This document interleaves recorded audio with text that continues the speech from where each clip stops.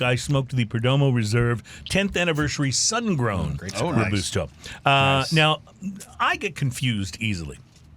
That's a true general statement, but more specifically, I get confused by the way many cigar makers choose to name and date their cigars. Rocky Patel makes great cigars, but I can never remember whether the date that's in the name of some of them is the year they were made, or the year the tobacco was planted, or if it's been a decade, or 55 years. They have a 90, they have a 92, they have a 99, they have a 55. Exactly.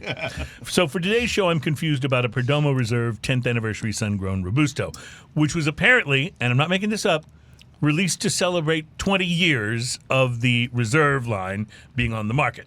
So if you can figure that math out, please help me. That's new math. Let me know. Guess what their 20 was made to represent? What?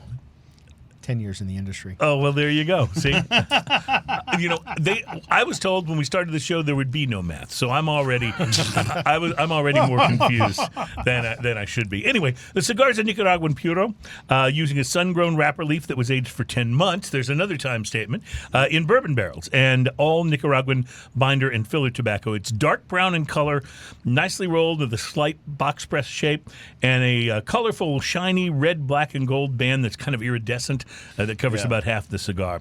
The pre-light sniff gave me rich fermented tobacco notes, some earth, and a touch of applewood, which I only know what that smells like because you live in Texas, and because I've used it grilling before. Mm-hmm. It has a certain very specific vibe to it. Anyway, so far so good. I used a torch to light it up. I was expecting the Nicaraguan pepper blast, because it's a puro after all. But instead, I got toast, earth, and wood notes in the first third of the cigar.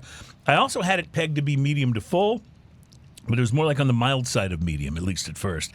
Earth and wood continued to dominate the second third, although a little bit of pepper did start to creep in, and a note of baking spice as well. By the final third, the pepper moved to the forefront, and the Reserve 10th Anniversary Sun-Grown settled into a medium-bodied lane. Subtle hits of baking spice and a light sweetness balanced out the pepper to keep it from becoming a pepper bomb.